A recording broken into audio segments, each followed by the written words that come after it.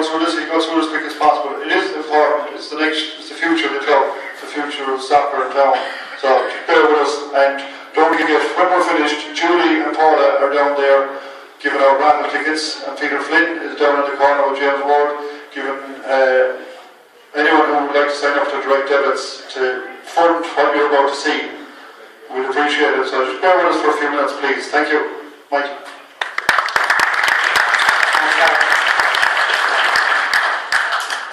My wife just popped up to me there a few minutes ago and she said, speak up and speed up. So I'll try my best. I was delighted to get involved in this. I had wanted to for years. I was waiting for the opportunities, and when the opportunity came along, I grabbed it. I'm going to skip through the history because everybody has talked about that at the moment. The one point I'll labour on here, just for a minute, is that there are 17 teams playing soccer in Westport at the moment. And if you take an average of 25 to 30 players per team, there are 550 players all vying for a space on one pitch that is available for only 5 nights a week. So the need for a new home is very, very obvious. We've been looking for the last 6 years for a ground, and finally this year we found 13.5 acres, which the Brown family in Westport House very thankfully dealt with us through, and we're about to buy that, or have it effectively bought. There's a long-term master plan has been prepared, and in a master plan what you're trying to do is you're trying to complete the final picture, knowing that you have to deliver that over a number of phases, a little bit like a jigsaw. You build it up as you go along, but the master plan gives you an end goal to try and achieve. We'll launch the planning application at the end of May. The 5-week period for the public to lodge an objection or an observation has expired, so we're expecting a positive decision on the planning application in a number of weeks. We also lodged an application to the Sports Capital Grant at the end of May, and a decision on that is due in October. The Finance Committee has done a huge amount of work in relation to getting bank loan approval, and a decision on that is also imminent. So when we started the master plan, we sat down as a group and decided, well, what actually does the club need for the next number of years? Not just for 5 or 10 years' time, but in 50 years' time, what might the club need? So a decision was reached on the committee that once we bought the 13.5 acres, we would develop 2 international standard soccer pitches, 110 by 64. A third pitch, which is Mayo and Connacht standard at 93 by 53 metres. That's a little bit larger than the sports park at the moment. So you can see that the international pitches are almost 20 metres longer. A substantial difference, a lot of extra running for the lads. Training areas are very important because if you train on a good pitch, you ruin the grass and you ruin the surface, and it's not as good then on a Sunday. So a training area takes the pressure off the pitch. Space between the pitches. In Salt Hill, Devon, they have something like 4 or 5 pitches in a row. The pitches are tight to each other, so there's only room for 1 row of spectators. And the referee blows a whistle. The players on the other pitch stop because they don't realise it's for the other game. So space between pitches is important. An all-weather facility as a revenue generator. The young lads and the young girls, the underage, under 10s, 12s, who often get overlooked and are the poor relations. There's a special space for them in the facility where they have their own pitch for coaching and playing. Coaching is important at that age. A clubhouse and a spectator stand in a combined building. And in that, we have 6 changing rooms, 2 for male, 2 female, and 2 underage. Referees' rooms, both male and female, a treatment room, merchandise room, public WCs and stores. Upstairs, at first floor level, a fitness and training room, committee room, and a multi-use events room, which we'll talk about later. The stand itself will have capacity for up to 1,000 people standing and maybe a little less for people seating. The reason you're not going to get 1,000 Westport people going to all the home games, but the reason that we're being a little bit ambitious in the size of the stand is the club hope to invite Premiership and Championship sides over from England and international sides to spend summer camps here, because Westport's ideally set up for that as a destination, and if they had the sporting facilities to match it, it would be great.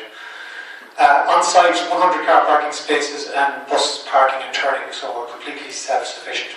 So, where in the town are we talking about? The site is outlined in red here and shaded in red. Just to give you the bearings, that's the town centre.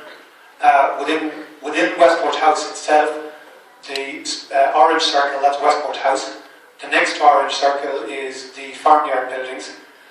And just to point out a few things, some of the local amenities, you have a tennis court, over here in Port Aquila you have a creche, you have a restaurant and bar in the farmhouse, you've pitch and putt here. So soccer now won't necessarily be just an event for soccer supporters. It's a family event that there are other activities in this vicinity that a whole family can go to again. So to get to the pitch, start off at the Octagon, down James Street, across the Mall, up the Newport Road, past the old pitch in the sports park, down the Newport Road, turn left down the Golf Links Road, and just after the first corner, there's a temporary road access into Westport House, and that's the entry to the site that the club has just purchased. There often can be a criticism when you're developing a large facility that there isn't enough joined up thinking between various different bodies. We're trying to take that into account as much as possible. There's a new route, a new national primary route planned from Turlock through Castlebar to come in on the north side of Westport. And this is it. So the existing road into Westport is delineated with this blue line here. So just after Carraboyle there will be a roundabout up to the new road. So this is the new road. It comes in at the back of Allergan, at the back of the Allergan expansion zone, up around the back of the GAA pitch, and down to tie in with the Newport Road. So on the last slide I showed you that coming from town we will be turning left down the Golf Links Road to get to our site, so you can see the great connection there is there. So for teams and supporters and coming from the west or the east or the north of the country, there will be a very good entry to the soccer facility. Mayor County Council and Westport Town Council received multiples of millions of euro to develop Westport as a smart travel town, and we needed to take that into account. This is the Town Council's plan for improvement works in and around the town.